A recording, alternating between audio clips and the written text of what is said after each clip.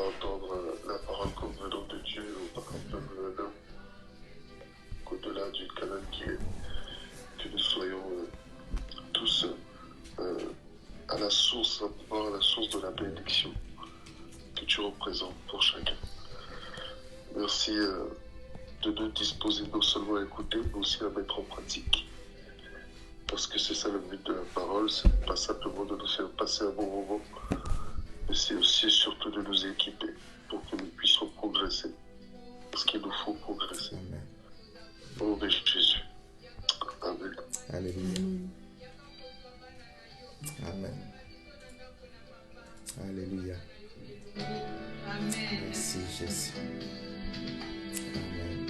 Jésus, j'attends ton retour. Amen Seigneur. Lorsque tu viendras chercher ton église pour aller dans la maison du Père, je serai enfin avec toi.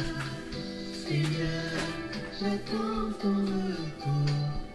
Lorsque tu viendras chercher ton épouse pour aller dans la maison du Père, je serai enfin avec toi. Jésus, je t'aime. Jésus, je t'aime. Jésus, je t'aime. Car tu es le sauveur de ma vie. Jésus, je t'aime. Jésus, je t'aime. Jésus, je t'aime. Car tu es le Seigneur de ma vie.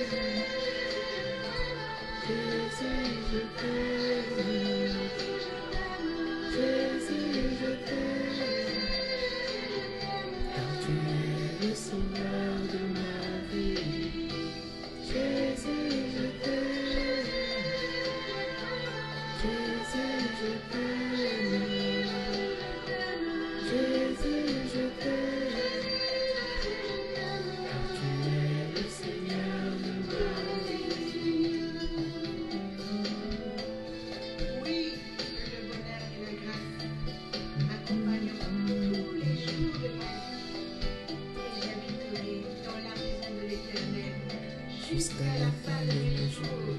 Alléluia. Je demande à l'Éternel une chose que je désire attendre. Habiter toute ma vie dans la maison de l'Éternel. Contempler la magnificence Amen. de l'Éternel. Merci Seigneur Jésus. Alléluia. Alléluia. Alléluia. Bonsoir, bonsoir. Je vous salue, je suis le pasteur Guy-Rémy Pambou qui ce soir va vous entretenir sur le thème dont nous avons parlé le dimanche dernier et qui avait été annoncé. Ce thème, c'est le zèle amer dans la, dans la continuité de la pensée que Dieu m'a donné de partager au cours de la prédication de dimanche. Donc, pour ceux qui nous suivent ou qui nous suivront, c'est dans le cadre des réunions de l'Église La Main, d'associations Paris, et donc en partenariat avec avec l'église Cyrus Ministère, avec Ministère Église, pour ceux qui suivent par le canal de Ministère Église et par d'autres canaux assemblées évangéliques. En tout cas, je vous salue. C'est donc dans le cadre de cette réunion audio-vidéo. Il y a certains frères et certaines sœurs qui sont à l'écoute par le moyen de Skype. J'espère que sur Skype, vous m'entendez bien. Et donc, c'est une réunion de... Est-ce que sur Skype, vous m'entendez bien? Sauf s'ils sont tous partis sur merci, sur Facebook. Donc, c'est une réunion de partage. Je vais faire une introduction du thème et ensuite, il y aura, comme tous les mardis, un moment où ceux qui sont en audio vont pouvoir intervenir pour enrichir, abonder ou témoigner.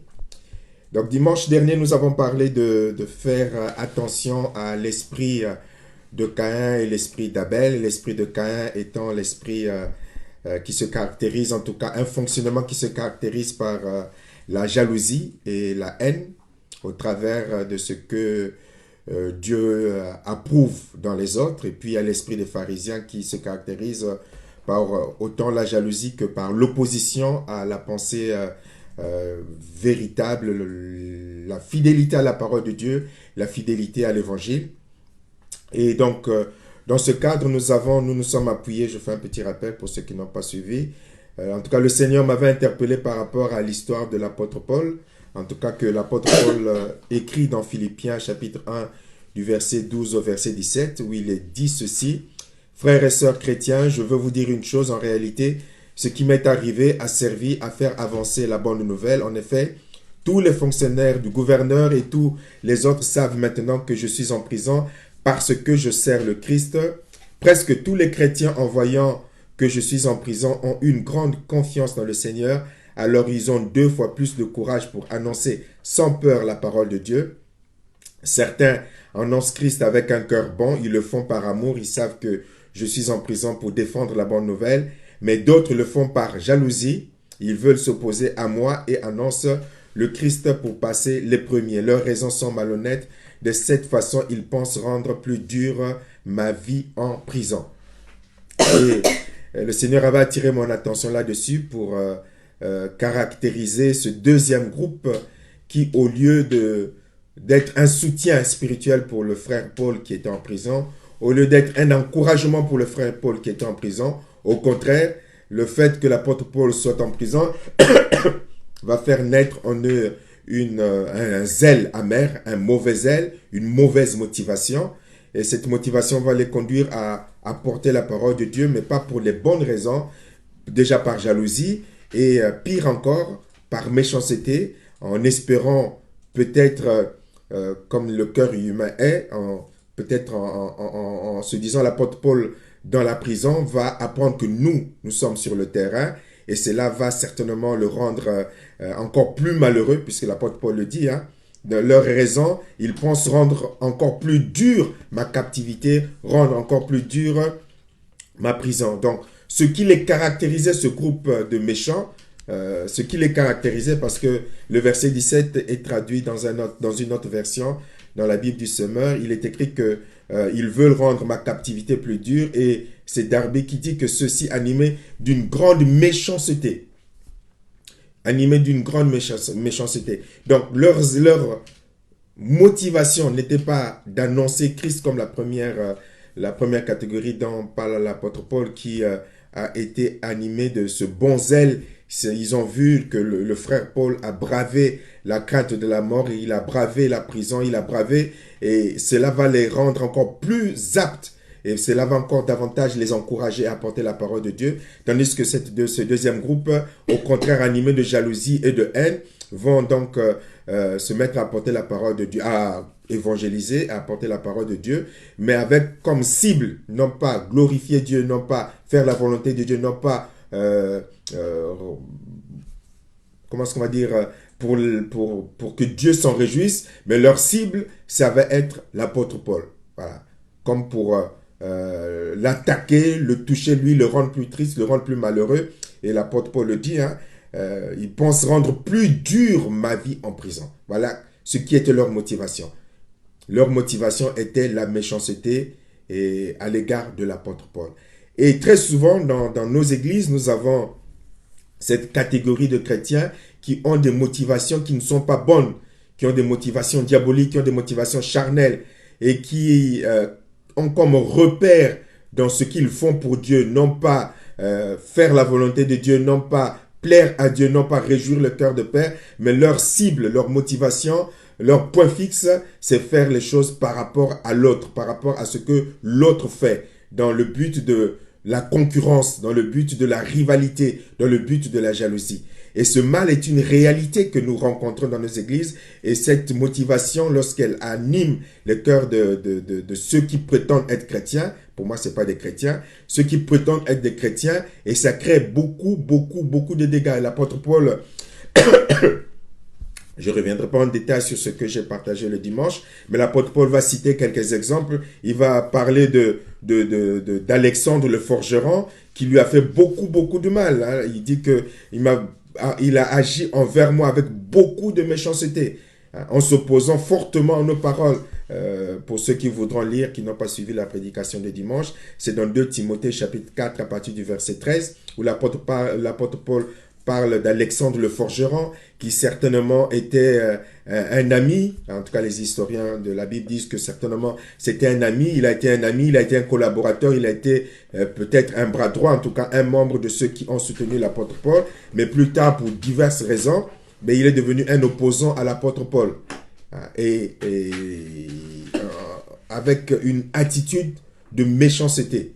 Ce que nous pouvons aussi rencontrer dans l'église, les frères qui un jour ont béni Dieu pour notre action, des frères et sœurs qui un jour ont même témoigné dans l'église de ce que Dieu nous a utilisé comme intermédiaire, comme moyen de bénédiction, de délivrance, de guérison. Bonjour, ce frère ou cette sœur va être capable de dire, ça m'est arrivé, quelqu'un qui m'avait même écrit un courrier de reconnaissance parce que Dieu m'avait utilisé pour délivrer cette personne qui était possédée, et ça m'avait coûté aussi, ça m'avait même failli me coûter spirituellement très cher. Heureusement, Dieu était venu à mon secours. Mais quelques temps après, donc cette personne avait été allée jusqu'à écrire une lettre de courrier, une lettre écrite pour exprimer sa reconnaissance. Et ce courrier, je l'ai gardé. Et cette même personne, plus tard, va être emportée par d'autres qui s'étaient levés contre moi par jalousie, en grande partie. Par jalousie, va être capable de dire non, c'est pas l'Esprit de Dieu qui le caractérise, avec d'autres calomnies et autres. Après, plus tard, ils vont s'excuser, mais entre-temps, ils auront quand même fait de dégâts. Donc, parfois, nous rencontrons ce genre de chrétiens qui ont été proches et qui plus tard vont nous poignarder dans le dos alors qu'ils avaient notre confiance, alors qu'ils avaient notre fraternité. Et l'apôtre Paul a eu son Alexandre le forgeron, et il parlera aussi, le Seigneur Jésus parlera des disciples, lorsque dans Marc chapitre 2, chapitre 9, du verset 38 au verset 40, il y a eu les disciples qui ont été voir Jésus pour dire « Maître, nous avons vu quelqu'un qui chasse les esprits mauvais en ton nom, mais nous l'en avons empêché parce qu'il n'est pas avec nous. » Le Seigneur va dire non. Faut pas, ce n'est pas parce qu'il n'est pas avec moi, ce n'est pas parce qu'il n'est pas avec nous, ce n'est pas parce qu'il n'est pas du groupe qui me suit et qu'il est contre nous. Voilà, faut pas l'en empêcher. Et lui, certainement que cet homme avait mieux compris que les disciples parce que il savait qu'il n'avait pas besoin d'être à côté de Jésus pour continuer à travailler. Certainement qu'il avait compris par la foi que Jésus était celui qu'il disait. Et donc, au nom de Jésus, il s'est mis à aller travailler. Il n'a pas attendu l'ordre de Jésus. Il a compris qu'il peut commencer à être un disciple de Jésus-Christ sans forcément être physiquement aux côtés de Jésus. Il avait certainement eu une clairvoyance d'esprit plus nette que les disciples. Mais comme ils n'étaient pas avec eux, ils ont empêché cet homme de continuer le travail. Et le Seigneur leur a dit non, il ne faut pas agir de la sorte. Et ça aussi, c'était un zèle amer. Un zèle amer où on va être plus divin que Dieu, on va être plus Seigneur que le Seigneur, on va être plus royaliste que le roi lui-même. Cet esprit aussi des pharisiens où on veut être dans un esprit de fausse motivation spirituelle, se mettre à faire des dégâts, empêcher Dieu d'agir au travers des frères et des sœurs. Donc, j'avais attiré par le Saint-Esprit l'attention sur cette motivation masquée, cachée. On ne s'en rend pas toujours compte. Cachée, vraiment cachée, masquée, ce qui sous le couvert de je ne sais pas quel argument spirituel, en fait, nous caractérise, mais nous sommes tellement aveuglés par nous-mêmes qu'on ne se rend pas compte que ce que nous sommes en train de faire, c'est travailler avec l'ennemi, c'est travailler avec le diable. Au lieu d'unir, on est en train de détruire. Au lieu d'encourager, on est en train d'arrêter. Au lieu d'encourager, on est en train de freiner. Au lieu de travailler avec Dieu, on va travailler contre Dieu. C'est en quelque sorte ce que le Seigneur dira aux disciples au verset 40 de ce chapitre de Marc 9, 40. Il dira, celui qui n'est pas contre nous est pour nous. Donc, il est avec nous. Il faut encourager, il faut fortifier, il faut le pousser à faire le travail et non pas s'opposer pour différentes raisons. Parfois même, on cherche à manipuler, un peu comme les disciples ont voulu peut-être manipuler Jésus. Parfois même, on cherche à manipuler les pasteurs pour qu'ils rentrent dans le même sens que nous, pour que le pasteur intervienne pour empêcher tel frère, pour empêcher telle sœur, mais en présentant des arguments très spirituels. Mais la réalité, c'est la jalousie, la réalité, c'est la haine, la réalité, c'est l'esprit de rivalité, la réalité, c'est la comparaison qui fait que cette comparaison provoque en nous des complexes et ces complexes vont nous faire dire, agir dans le sens diabolique ou dans le sens charnel au lieu que ce soit dans le sens selon Dieu. Et en parlant toujours de ce même zèle qui caractérise les chrétiens, on était revenu sur ce que les apôtres, l'apôtre Paul et Barnabas ont pu, en tout cas les Barnabas ont pu connaître dans l'église de Corinthe, dans 1 Corinthiens chapitre 1, 11 à 13, lorsque l'église était ultra divisée, où les uns disaient je suis de Paul, d'autres disaient je suis de Barnabas, certains disaient je suis de la métisse, d'autres disaient je suis de la noire. Voilà, parfois comme ça, on crée des situations de division, de séparation, d'opposition, de rivalité au nom des serviteurs de Dieu ou au nom de nos églises locales ou au nom du leader que nous apprécions dans l'église. Au lieu de défendre la cause de Dieu, au lieu de défendre la cause de l'évangile, nous sommes là à défendre la cause de notre église, de défendre la cause de notre pasteur, de notre daddy, de notre prophète. C'est un zèle amer qui n'est pas à la gloire de Dieu, nous dit la parole de Dieu. L'apôtre Paul parlera également de quelqu'un qui va être caractérisé, qui va être animé de ce même zèle, qui est Diotrephe. Diotrephe dans 3 Jean, donc 3e épître de Jean, le chapitre 1, où Diotrephe, on était arrivé par ce mauvais zèle, on était arrivé à chasser les frères de l'église. À chasser les frères de l'église. Le frère qui voulait obéir aux recommandations de l'apôtre Jean, mais Diotrephe, qui était donc le premier de la classe, et s'est érigé donc en chef suprême et empêchait les chrétiens d'agir selon l'amour de Dieu. Et ceux qui voulaient obéir aux exhortations d'amour selon l'apôtre Jean, ben, il les chassait, il les empêche de le faire et il les chasse de la communauté, il les chasse de l'église. Il les chasse de l'église. Ce zèle dangereux dont la parole de Dieu nous parle un peu plus particulièrement de façon pratique se trouve dans Jacques chapitre 3.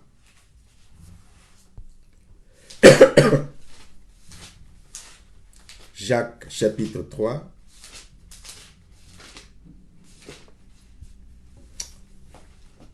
À partir du verset 13, il dit donc ceci.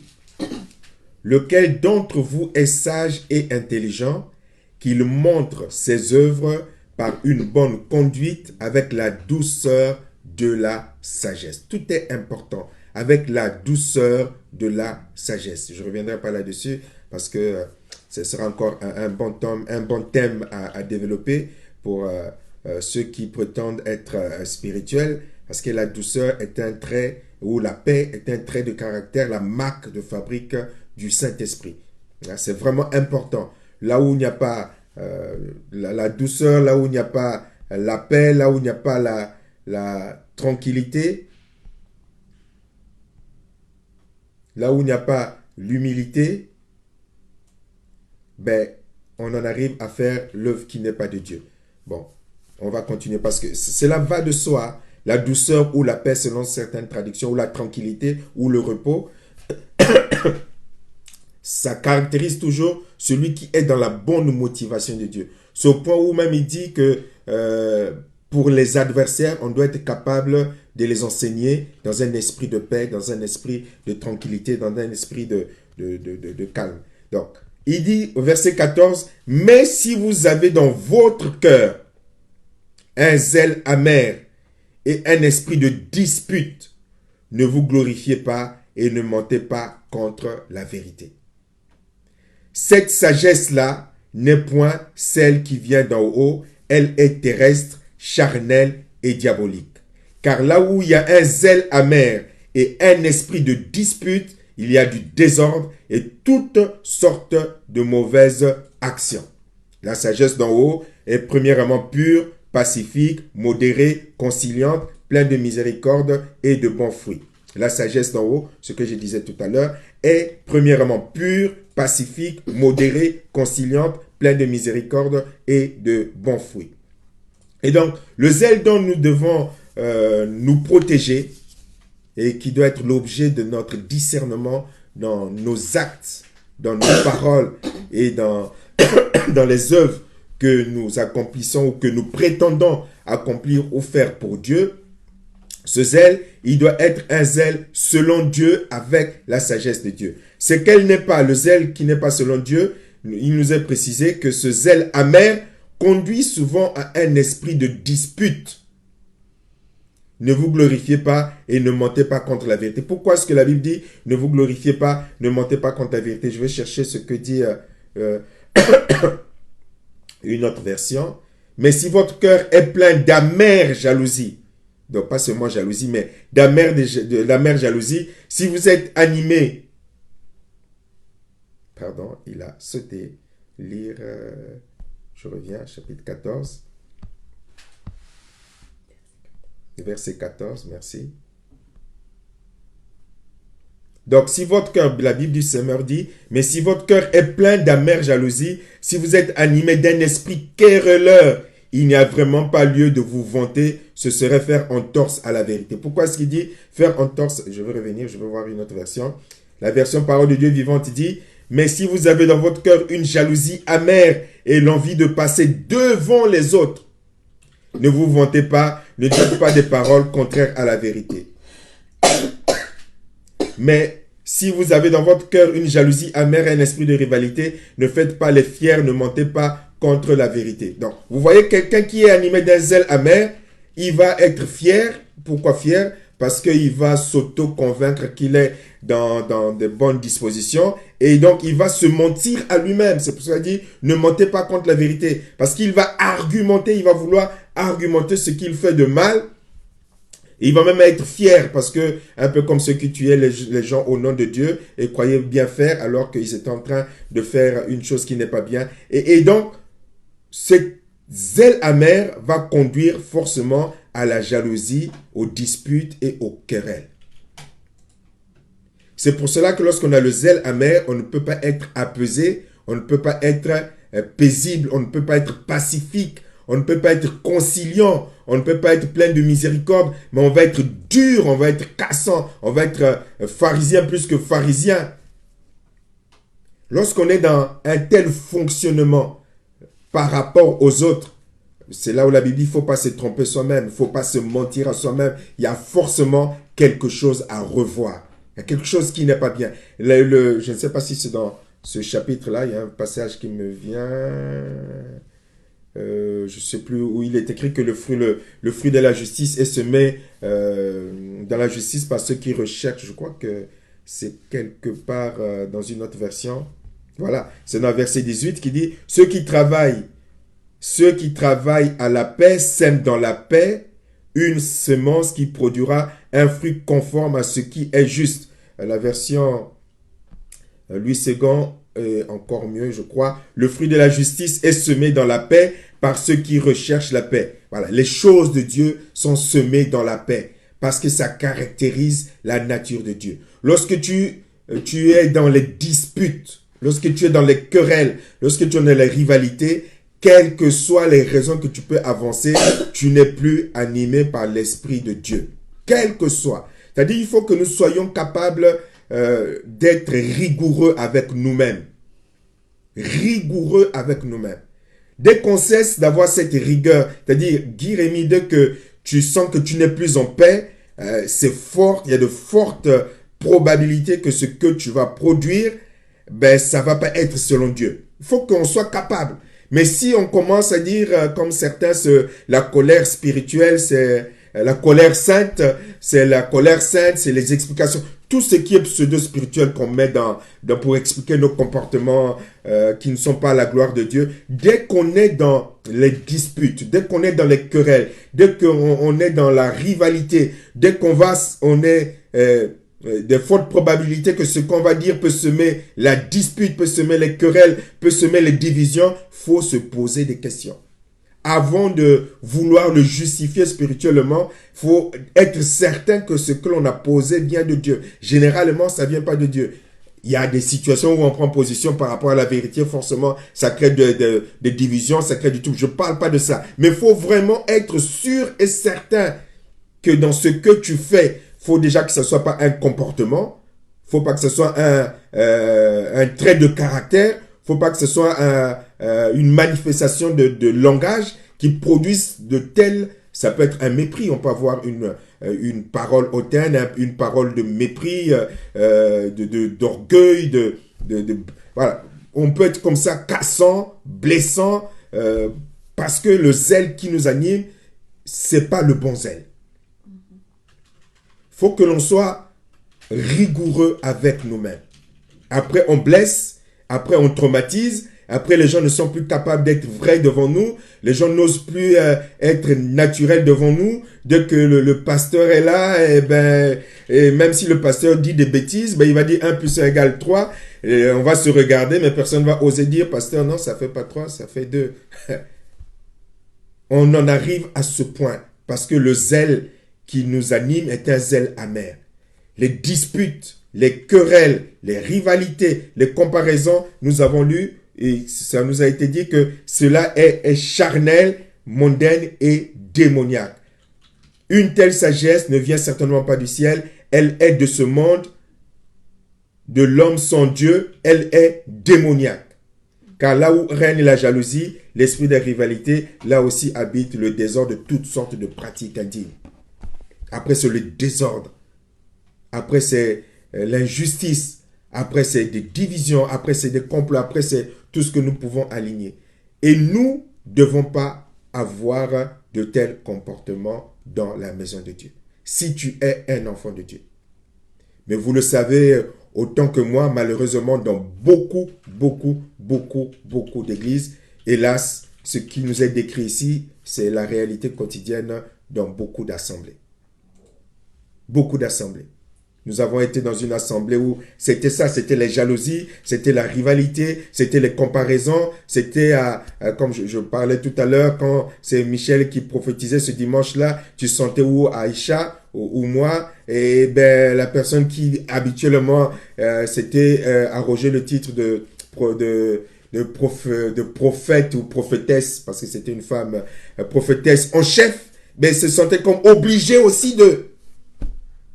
Il faut que, voilà, comment est-ce que s'il n'y avait que moi le dimanche ici, qui était reconnu comme la personne qui devait apporter la prophétie, c'était moi, Esaïe de cette église-là. Maintenant, là, il y a ces deux dames-là qui viennent d'être baptisées, là, qui maintenant apportent la parole de Dieu. Et puis ce rigolo-là, qui sans papier, qui commence à apporter la prophétie. Et ça créait des problèmes, ça créait des tensions, ça créait des rivalités, ça créait une église qui était bénie, ça créait des problèmes pas possibles. Et ça, après, ça volait en éclats avec toute la perte de l'onction qui était dessus. Une grâce extraordinaire. Et nous devons absolument être de ceux qui ne sont ni Alexandre le forgeron, ni Diotrephe dans l'église. Voilà, moi j'étais là depuis longtemps et donc c'est moi le chef, le premier de la classe. Et voilà, je m'oppose même à ce que le pasteur donne comme directive tant qu'il n'est pas là. Ni les disciples, ni les pharisiens, mais se laisser vraiment conduire et diriger par le bon zèle qui est la recherche de la volonté de Dieu. Si j'ai le temps, nous lirons dans Colossiens. De mémoire, ça m'est venu, je n'ai pas préparé, je crois que c'est dans Colossiens. Allez, je vais le trouver. Je crois que c'est dans Colossiens chapitre 3. On va être patient. 3, je pense.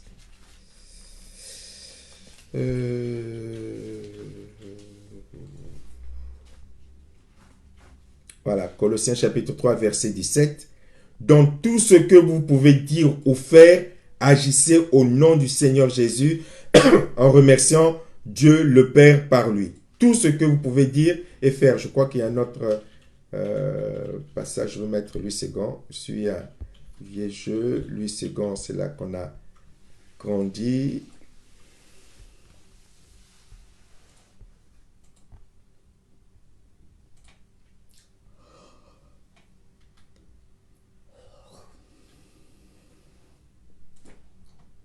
Excusez-moi, je cherche. Voilà.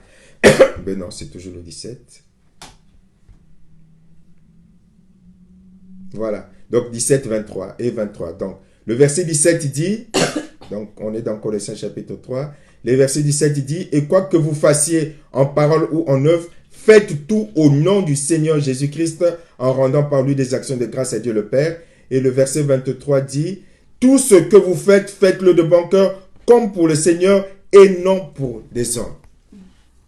Si on a cela comme motivation, c'est-à-dire que nous faisons les choses pour la gloire de Dieu, pour le Seigneur, nous ne serons pas animés du zèle amer. Mais si nous avons comme motivation notre gloire personnelle ou la gloire de je ne sais pas trop quelle partie de notre ego, ben on va tomber dans la rivalité à cause des complexes, à cause de... parce qu'on a soi-même des blessures en nous. Donc, on va être animé d'un zèle, et lorsqu'on est animé du zèle amer, finalement, qu'est-ce qu'on veut? C'est que les gens nous considèrent nous, les gens nous regardent nous, les gens nous reconnaissent nous, et donc on ne fait pas les choses pour Dieu, mais on fait les choses pour nous. Et pour qu'on puisse dire que par rapport, voilà, ce que le pasteur Guy Rémy a fait par rapport au pasteur Richel, c'est bien, c'est mieux, ou ce que le pasteur Richel a fait par rapport au pasteur Guy Rémy, c'est bien, c'est mieux. Donc on a comme niveau les hommes par rapport à soi. Et donc, on a ainsi, comme l'apôtre Paul disait, en parlant de Corinthiens, les uns et les autres ont des esprits ou des pensées qui montent pour la gloire personnelle ou la gloriole personnelle et non pas la gloire de Dieu. Nous devons donc veiller. Qu'est-ce qui nous anime? Qu'est-ce qui nous caractérise?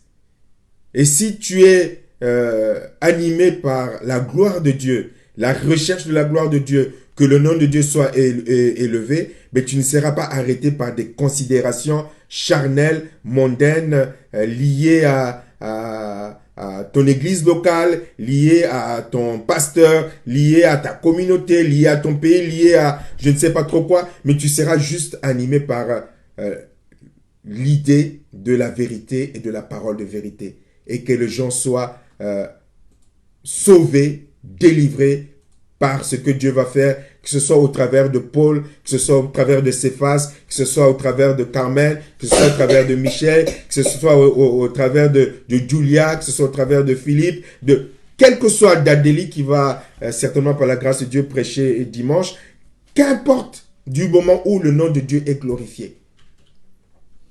On ne recherche que la gloire de Dieu. Et si je peux pousser, si je peux aider tout ce que je peux faire selon le plan de Dieu, selon le temps de Dieu, selon la possibilité que Dieu peut me donner, je le fais. Sauf si Dieu me dit non, là, tu n'as pas à t'engager là-dedans, prie seulement, intercède seulement. Je le fais. Mais très souvent, nous nous limitons nous-mêmes. Donc le but, c'est que nous soyons de ceux qui veillent sur leur cœur, sur leur motivation. Pourquoi je fais? Pourquoi je ne fais pas? Pourquoi j'encourage? Pourquoi je n'encourage pas? Pourquoi je présente? Pourquoi je ne présente pas? Prendre ce temps réel devant Dieu pour soupeser tout ce qui nous anime. Est-ce que je suis chrétien pour mon église ou je suis chrétien pour Dieu? Est-ce que je suis porte-parole de mon église ou je suis porte-parole de Dieu? C'est toute la question à laquelle nous devons individuellement répondre devant le Seigneur. Voilà, donc je vais m'arrêter là, je surveille pour que nous ayons le temps de pouvoir intervenir et que les uns les autres, vous puissiez également intervenir. Donc si vous êtes parti suivre le direct vidéo, je vous prierai de revenir à l'audio pour que vous puissiez prendre librement la parole et partager. Voilà, donc vous qui êtes sur Skype, je vous laisse la parole pour apporter vos contributions par rapport à ce message. Voilà, donc la parole à qui la veut pour intervenir, sans trop attendre pour que nous ayons assez de temps. Nous avons 20 minutes. Je crois que chacun peut s'exprimer par rapport à ça.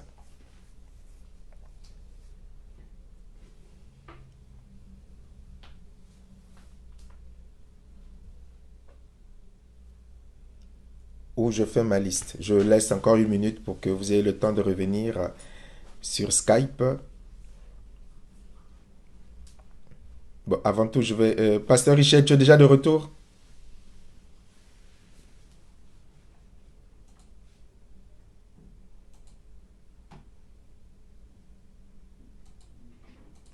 Pasteur, je suis là. Bon, Benoît, je te laisse compléter et apporter, et après on continuera pour les autres interventions. Bon, Je te laisse intervenir, compléter, et puis on passera par les autres intervenants. est-ce que je peux intervenir à la fin? Juste, juste quelque chose à régler. vite Bon, fait. ok, ben, je te laisse S'il te plaît. régler. Bon, on va donner la parole à notre prédicatrice de dimanche, Dieu voulant. Est-ce que la sœur Aldélie est de retour?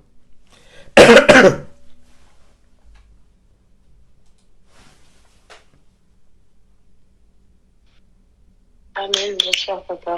Mm. Bonsoir à tous. Je veux simplement bénir le Seigneur pour cette parole. Je n'ai pas grand-chose à dire, simplement amen à la parole et surtout ne pas considérer que cela concerne que les autres, mais que ça nous concerne aussi nous. Parce que comme nous le dit la Bible, les premiers seront les derniers et on ne sait pas si demain c'est nous les derniers. Donc c'est vraiment important de comprendre, de bénir le Seigneur pour cette parole que nous entendons, mais aussi nous avons peut-être cette grâce de ne pas vivre cela, mais c'est vrai que nous ne sommes pas exemptés. Absolument. On peut pas se dire on écoute cette parole, mais de toute façon ça ne nous concerne pas. non, C'est non. pas vrai parce qu'on ne connaît pas demain. Et surtout, on ne connaît pas notre cœur. Et c'est Dieu qui connaît notre cœur. Donc, c'est vraiment important que nous puissions véritablement laisser le Saint-Esprit jauger chacun des sentiments qui peut monter dans nos cœurs.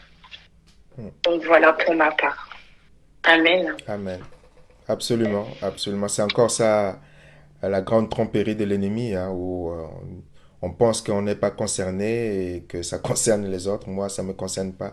Et c'est quelque chose qui nous concerne et qui nous concernera toujours, parce que si l'un d'entre nous vient dire ici il n'y a pas ces tentatives charnelles, il n'y a pas ces tentatives diaboliques pour agir selon le zèle amer, ben c'est un sacré menteur. Donc c'est pour ça qu'on doit veiller. S'il a dit de veiller, c'est parce que ces tendances charnelles et démoniaques viendront toujours frapper à la porte pour nous pousser à agir selon cette sagesse, ce zèle amer.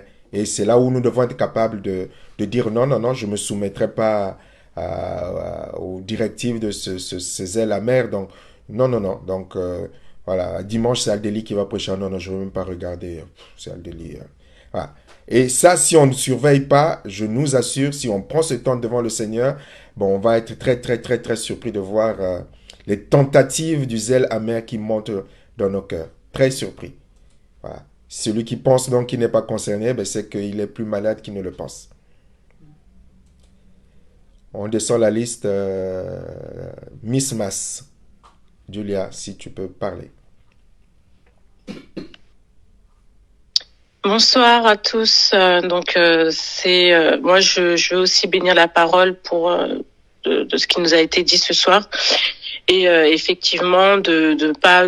C'est vraiment une très grosse erreur que de regarder ou d'écouter une prédication, une parole en s'excluant de ce qui est dit et de seulement écouter en fait une prédication ou une exhortation seulement parce que on est passé par cette situation-là, ou simplement écouter une prédication parce qu'on a une connaissance qui autour de nous est passée par cette situation, et du coup il y a ce regard un peu ce regard extérieur en fait par rapport à la parole, et c'est quelque chose de très très dangereux parce qu'effectivement on se croit au-dessus de tout, on pense qu'on n'est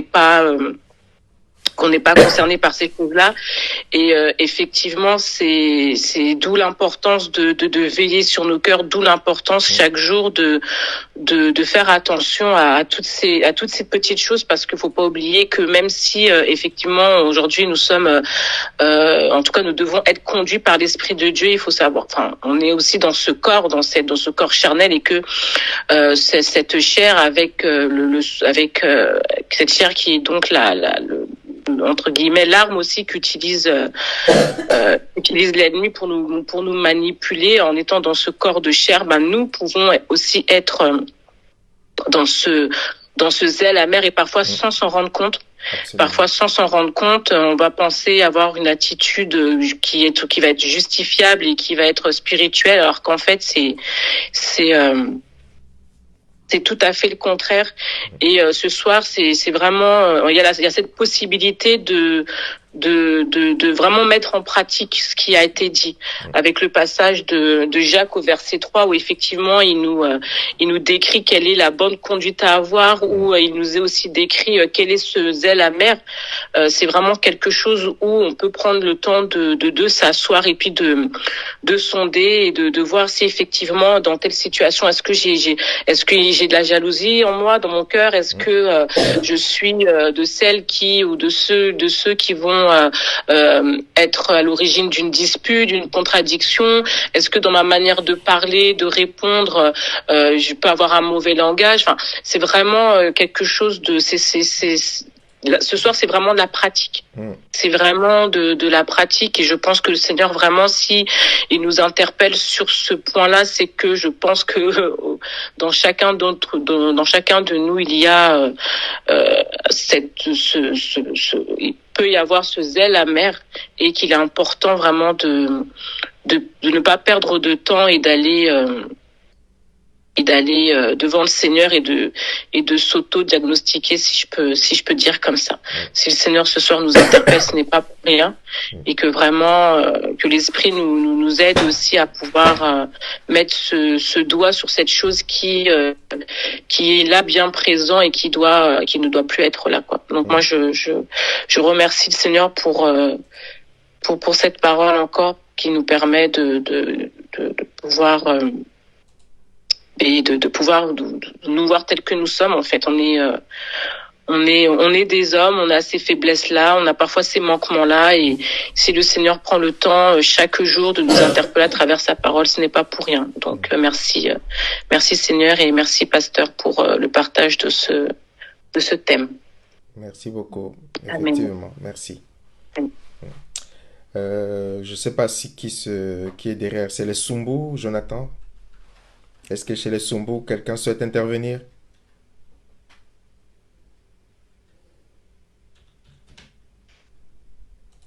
Non, je suis pas à la maison, enfin je suis pas à Triport, mais sinon non, D'accord. je ne sais pas rajouter, c'était très clair. D'accord, Jonathan. Bon retour chez toi. Merci de t'être connecté pour écouter. Merci. Mère Sup, Maman Chantal.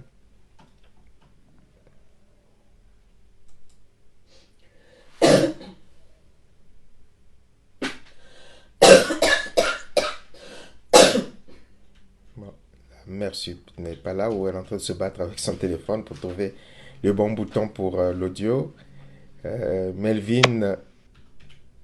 Vous m'entendez? Oui, on t'entend, Maman Chantal. Oui, bonsoir à tous. J'ai dit amen à la parole de Dieu. Vraiment, j'ai rien à rajouter. C'était très, très bien, surtout pour moi. C'est vraiment donné beaucoup des idées. Là, on était avant, comment on était, ça passe, cette pasteur-là. L'autre, c'est pas bon. L'autre, c'est des choses comme ça. Là, ça donne vraiment beaucoup des idées. Si ça commence à venir comme ça dans l'église, vraiment, c'est vraiment trop chaud. Merci, pasteur Guérémy. Merci beaucoup. Par la grâce de Dieu, on veillera les uns les autres pour que ça n'arrive pas. Merci, maman. Chez Melvin Bemba, Tata Sissi. Oui, bonsoir, pasteur. Oui, moi je bénis le Seigneur aussi pour ce message-là, donc depuis dimanche. Et je rejoins mes sœurs, donc en disant que voilà que ça n'arrive pas qu'aux autres. C'est que cet esprit de jalousie-là, faut pas dire que voilà que ça me concerne pas. Donc vraiment, comme tu as su bien l'expliquer aussi, c'est que le zèle amer emmène vraiment cet esprit de dispute qui favorise vraiment la compétition et puis cette comparaison, la jalousie, et ainsi de suite, quoi. Et comment dire, parce que moi j'ai eu un passage, je ne sais pas si tu l'as lu, si tu me permets de le lire. Bien sûr. C'est dans 1 Corinthiens 1, verset 10 à 13, qui dit ceci: je vous exhorte, frères, par le nom de notre Seigneur Jésus-Christ, à tenir dans tous un même langage et à ne point avoir de division parmi vous, mais à être parfaitement unis dans un même esprit et dans un même sentiment. Donc, les personnes, ça peut m'arriver aussi, qui sont animées d'un zèle amer ont tendance à camoufler. Donc, tu l'as bien dit, le péché et à justifier leurs mauvaises œuvres. Le zèle pur ne peut pas. Je pense pas.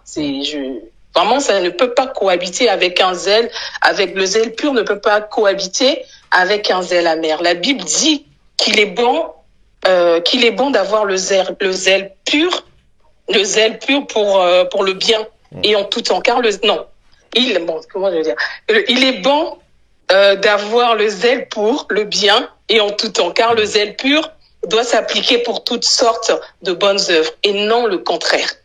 Le zèle amer, c'est le contraire d'amour, d'humilité, la vérité et la pureté de la gloire de Dieu. Donc il œuvre, parce que le zèle amer, je sais pas si tu l'as dit aussi, il œuvre uniquement en fait pour la gloire des hommes. Donc vraiment que le Seigneur nous aide. Et c'est pas facile pas rêver que voilà telle personne a ça. On peut peut-être envier, tiens, pourquoi c'est toujours elle. Bon, Dieu merci, parce que voilà, on a fait du travail sur ça et que on sait que voilà, chaque chose arrive en son temps et que vraiment que le Seigneur nous aide. Une question. Donc je dis est-ce qu'il faut prier? Bon, je pense que peut-être qu'il faut prier, donc je pose quand même ma question.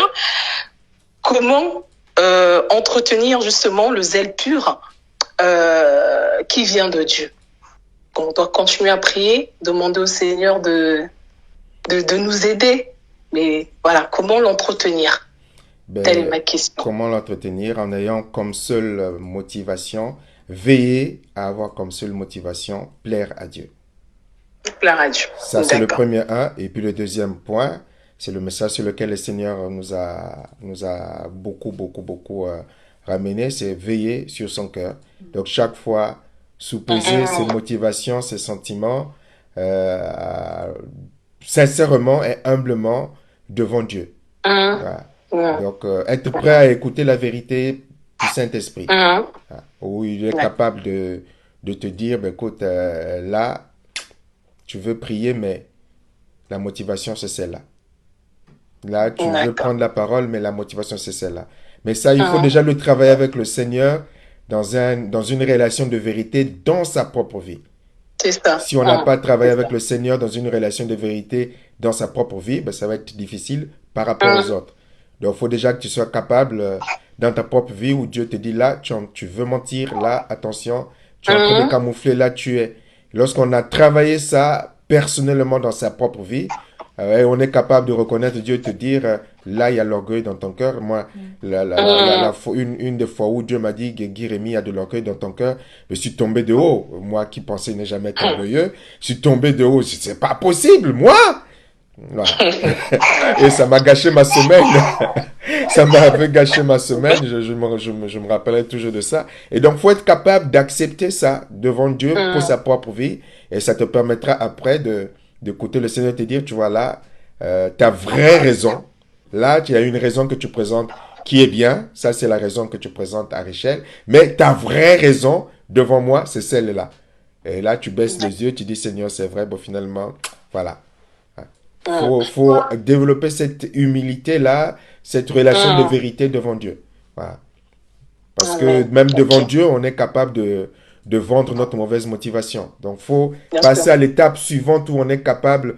C'est ça la vraie prière. Voilà. Moi, je parle à Dieu, puis je développe. Dieu, qu'est-ce que tu penses? Quand tu as cette véritable relation de prière, communion avec Dieu, et là, tu es capable d'entendre Dieu te dire, bon là, si, tu as bien parlé, c'était beau. Mais là, derrière, il y a, je crois qu'on en a, je dis pas un secret, hein, mais on en a déjà eu ce genre de cas où tu l'as reconnu, où il te dit, bon, tu as bien parlé, si, là, c'est bien beau, mais regarde derrière, là, non, ça, c'est pas bien du tout. Et puis le lendemain, tu dis, ah, Seigneur, c'est vrai, bon. Ou tout de suite, le soir, voilà, oui, c'est vrai, Seigneur, bon, oui, bon. Voilà, faut développer ça. Et ça te permettra après de corriger par rapport aux autres.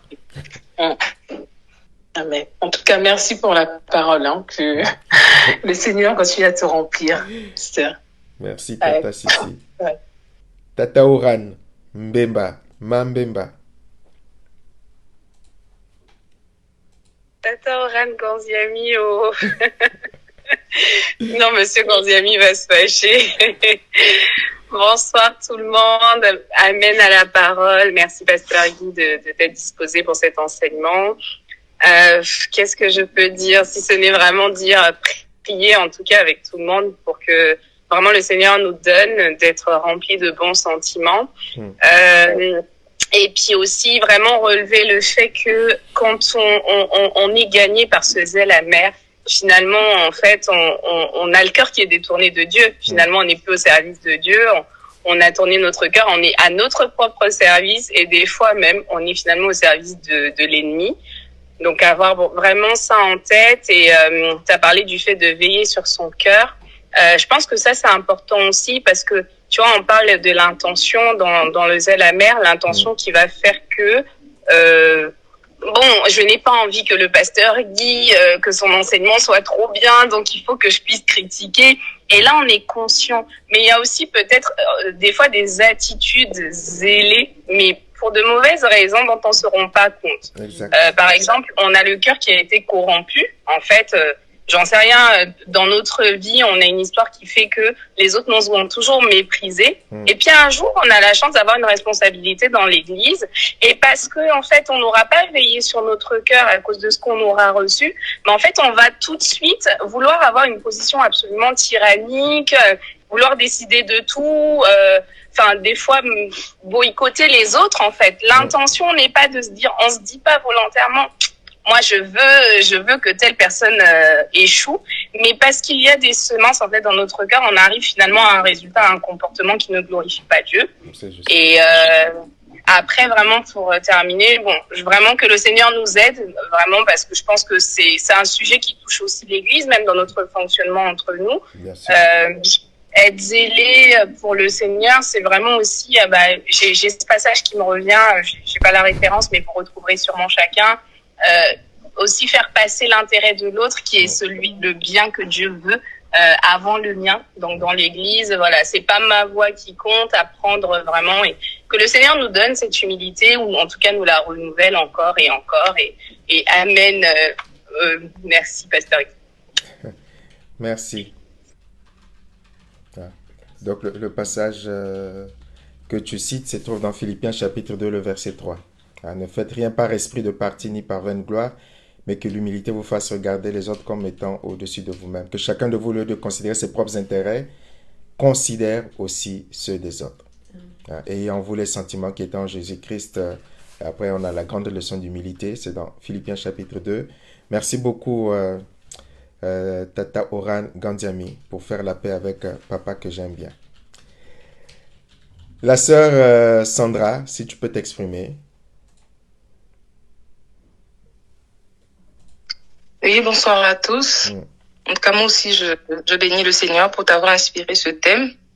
Et bon, je vais pas revenir sur ce que mes sœurs ont dit, mais moi, ce que je retiens, c'est vraiment le dernier passage que tu as dit, c'est que pour tout ce que nous devons faire, ça va être pour la gloire de Dieu.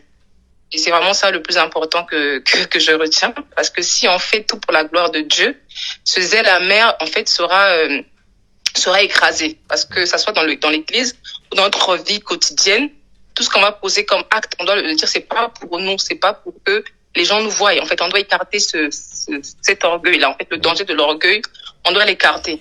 Mais ce qu'on doit faire, c'est toujours penser à notre Père et se dire que si j'ai telle chose, c'est lui qui a permis, c'est lui qui m'a donné. Dans toute chose, vraiment, que toute la gloire lui revienne. Je pense que c'est vraiment ça le plus important.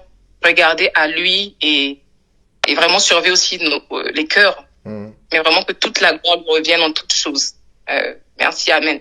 Amen. Merci beaucoup, chère Sandra. Maman Michel, prends le micro. Est-ce que tu as quelque chose à dire? Bonsoir à tous.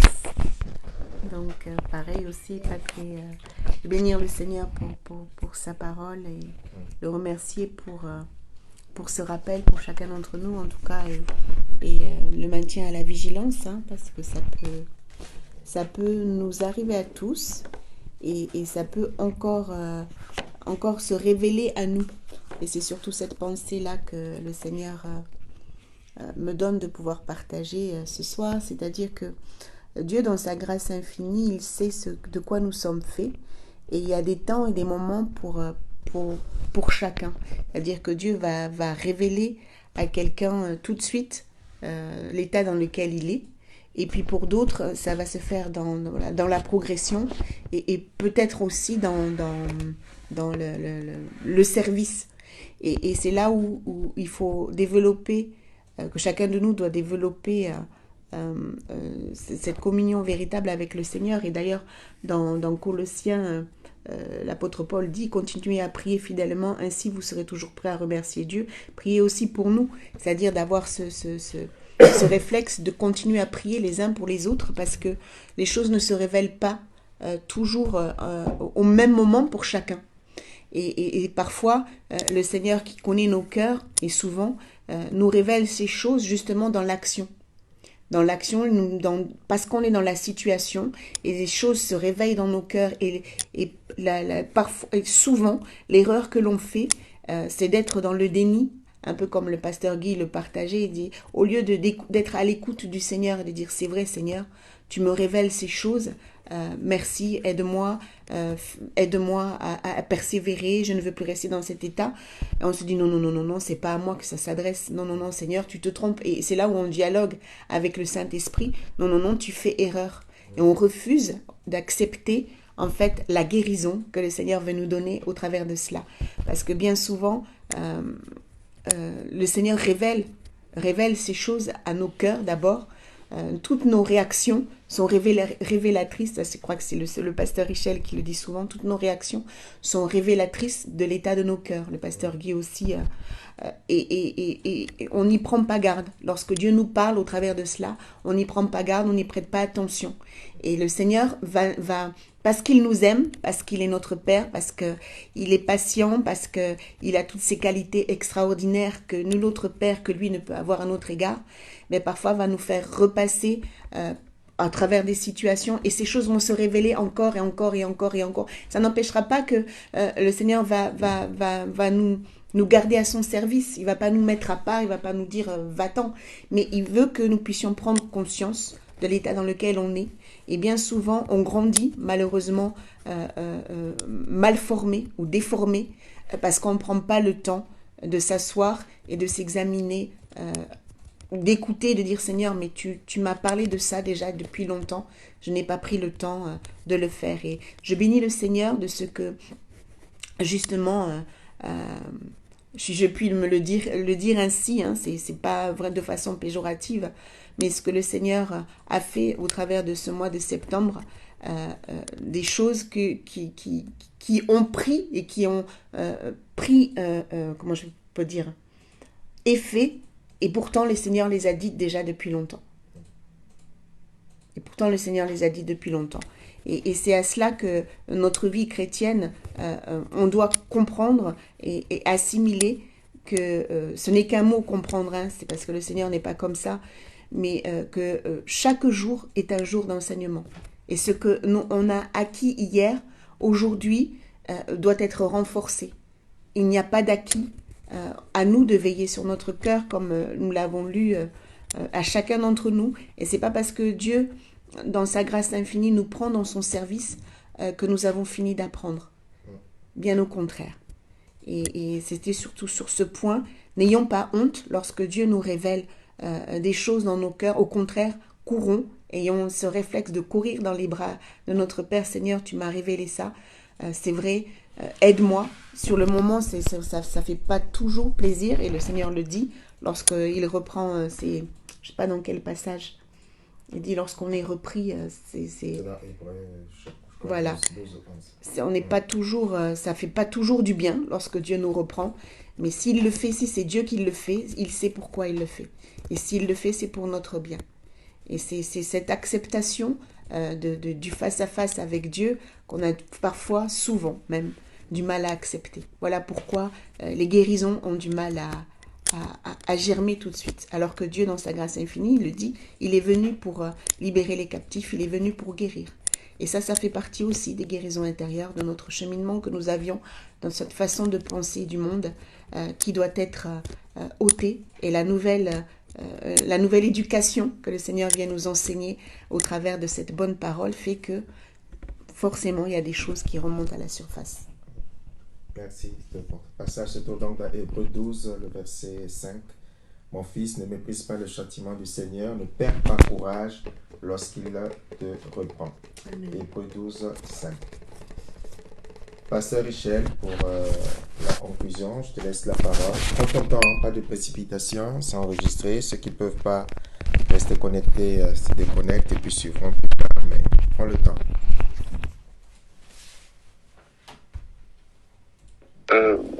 Bonsoir à tous. Alors c'est un vaste sujet, un sujet assez complexe, parce qu'il a, comment je veux dire ça,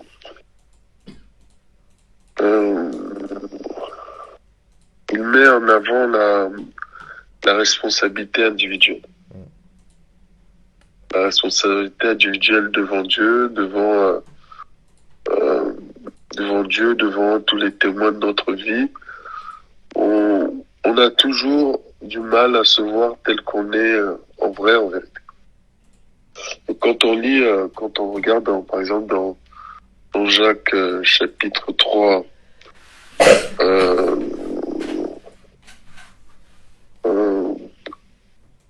je vais lire à partir du verset 13. Lequel d'entre vous est sage et intelligent, qu'il montre ses œuvres par une bonne conduite avec la douceur de la sagesse. Et si vous avez dans votre cœur un zèle amer et un esprit de dispute, ne vous glorifiez pas et ne mentez pas contre la vérité. Cette sagesse n'est pas celle qui vient d'en haut, mais elle est terrestre, charnelle, diabolique. Car là où il y a un zèle amer et un esprit de dispute, il y a du désordre et toutes sortes de mauvaises actions. La sagesse d'en haut est premièrement pure, ensuite pacifique, modérée, conciliante, pleine de miséricorde et de bons fruits, exempte de duplicité et d'hypocrisie. Le fruit de la justice est semé dans la paix par ceux qui recherchent la paix. En fait, il y a un contexte qui nous permet de savoir si notre zèle est pur ou s'il est amer. Et tout ce contexte-là, ce sont les fruits que l'on voit là. C'est-à-dire quand il n'y a rien, quand il y a de la duplicité, l'hypocrisie, l'esprit de dispute, des sensations qu'il y a dans le cœur, des pincements, des choses que l'on peut voir, mais qu'on renie, qu'on refuse de voir. C'est comme un chant une partie d'un chant que le Seigneur m'a fait écrire, il me dit, il n'y a pas plus aveugle, c'est même dans la Bible c'est écrit aussi, il n'y a pas plus aveugle qu'un voyant qui refuse de voir. Et dans le processus de la repentance qui apporte la restauration avec Dieu, mais aussi la restauration avec les autres, quand on est dans l'aveugle qui nie sa cécité, dans l'aveuglement qu'on renie, on est dans la pire des situations. On est dans la pire. Quelqu'un comme ça, on peut pas l'aider. On peut pas l'aider. C'est très, très, très, très, très compliqué de s'en sortir si ce n'est Dieu lui-même qui... Et souvent, ces gens comme ça, Dieu, dans son amour, oblige à leur mettre des gifles. Il va mettre des gifles pour qu'ils ouvrent les yeux, pour se rendre compte, mais regarde où tu es, où est-ce que tu en es arrivé. Et c'est la racine du péché. Hein. Adam, c'était la même chose. Quand Adam a péché, Dieu a voulu lui ouvrir les yeux sur la réalité de la situation. Il dit, regarde ce qu'est devenu ta relation avec moi. Regarde où tu en es arrivé. Tu étais ici, tu étais dans une relation avec moi où tu étais libre, tu savais même pas que tu étais nu. Maintenant, tu as des autres enseignements, d'autres réalités qui sont rentrées dans ta tête. D'où te viennent-elles? Et cette prise de conscience-là d'Adam aurait pu l'emmener à se repentir. Donc, c'est pour ça qu'en vérité, là, j'aime quand le pasteur Spencer en parle, tout le message de Jésus, quand vous suivez le ministère de Jésus, il va à contre-pied de tout ce que les prédicateurs de l'ère moderne aujourd'hui veulent nous faire passer comme étant l'évangile. C'est-à-dire tout cette truc de mystique, où on parle de révélation à tout va.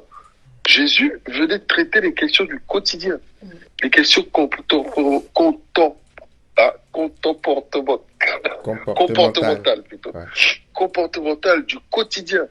Les choses, il dit voilà, femme, sois soumise à ton mari, mari aime ta femme, de quoi s'appelle la façon de parler aux enfants, la façon de se comporter devant son patron, la façon de se traiter entre frères, de vous mentez pas les uns aux autres. Toutes ces choses-là, parce que c'est ces choses-là qui étaient les fruits, qui représentaient les fruits d'un zèle pur, c'est-à-dire d'une motivation pure, qui est la conséquence d'une vie bien convertie, d'une bonne santé spirituelle et surtout d'une vie qui est en croissance. Et c'est souvent des évidences. Hein. Quand Paul s'en prend à l'église de Corinthe, il dit, mais est-ce que vous êtes sérieux? Est-ce que Paul est mort pour vous? Est-ce qu'Apollos est mort pour vous? Comment est-ce que, au niveau où vous en êtes aujourd'hui, vous en êtes à valoriser des hommes ou à prendre des clans, à rejeter des choses qui sont élémentaires pour en faire des débats, alors qu'en vérité, la question ne se pose même pas à ce niveau-là. Il y en a un qui arrose, l'autre qui plante, et il y en a un qui fait croître, et c'est lui qui est le plus important. Le reste, peu importe. Nous contribuons tous, nous y apportons tous, mais le plus important, c'est celui qui fait croître. Et juste pour finir, en fait, le problème, c'est quoi? Pourquoi est-ce que c'est aussi, c'est quelque chose d'aussi difficile à régler? Pour moi, il y a deux choses. La première des choses, c'est l'aspect charnel. La particularité, la dangerosité de la chair, c'est que la chair et ses œuvres nous poursuivent partout. C'est-à-dire qu'il n'y a pas de sanctuaire. On dit que là, on peut avoir une attitude moins volage dans la prière. On peut avoir une attitude, on peut sortir du mensonge dans la prière. On peut sortir de la violence dans la prière. Mais on peut avoir un mauvais cœur dans la prière. On peut avoir de mauvaises motivations dans la prière. On peut avoir une attitude intérieure qui est mauvaise dans la prière. Parce que notre comportement charnel nous poursuit dans tous les aspects de notre vie. Et c'est pour ça que dans la bataille contre la chair, c'est encore plus complexe parce que dans d'autres niveaux de bataille, parce qu'il n'y a pas d'endroit où c'est sanctuarisé, où on dit que, voilà, là on est tellement dans le spirituel que il n'est pas possible que le charnel soit là. Non. Même pendant que quelqu'un est en train de prophétiser, il peut prophétiser par la chair. Même quand quelqu'un prêche, il peut prêcher par la chair. Même quand quelqu'un discerne, il peut discerner par la chair. Donc, à quel moment toi aussi tu reconnais que c'est la chair ou pas? C'est à ce que ça produit comme fruit. Et là où il y a du zèle amer, il y a l'esprit de dispute. Vous voyez, la personne, tu peux être là, par exemple, Dieu te révèle quelque chose, et puis, tu sais que si tu le dis maintenant dans tel contexte, ça peut créer des problèmes. Donc tu te retiens. Et tu attends que le Seigneur te dise, par exemple, tu donnes dans quel contexte tu dois le dire, avec quel mot tu dois le dire, pour que, au final, tu atteignes le but que le Seigneur veut que tu atteignes. Je sais pas si je me fais comprendre. Absolument. Et la deuxième des choses avec le zèle. Ah, j'ai perdu le fil de mon idée. Donc je disais que la première des choses, c'est l'aspect charnel. Et... Ben, je les zappe. J'ai perdu. Ça a disparu de ma tête. Bon, en tout cas, ce que je peux dire, c'est que c'est quelque chose auquel nous sommes tous sujets. Nous Absolument. sommes tous sujets. Il y a personne qui peut, c'est un peu ce que j'essaie d'expliquer dans le message dont tu parlais la dernière fois, au sujet de la prière. Nous sommes tous sujets à ça et nous sommes appelés à une vigilance personnelle, individuelle, qui est de tous les instants. De tous les instants. J'ai bien aimé ce que tu disais la dernière fois, être capable de se dire, là, je me suis, sans même avoir à se justifier, j'avais mal compris, j'ai mal interprété tel truc, maintenant je peux repartir dans une autre direction. C'est normal. Il y a pas de ça ne remet pas en cause ma capacité à discerner ou ce que je suis. Il faut être capable de faire ça. Il faut être capable de faire ça, être capable de dire non, être capable de dire oui plus tard, être capable de... C'est question d'être dirigé par l'esprit, parce qu'il y a tellement d'éléments que nous ne comprenons pas, que nous ne comprenons pas forcément, que voilà, on peut très vite passer à côté de la vérité des choses. Et voilà. Voilà, pasteur, je suis désolé, mais j'espère que j'ai été clair. Non, ça a été clair. Pour tous. Ouais. Pour la deuxième partie qui a disparu, tu écriras un livre que nous achèterons. Est-ce que la sœur Adélie peut nous conduire dans la prière finale, si elle est toujours là, et qu'on est ravis d'avoir?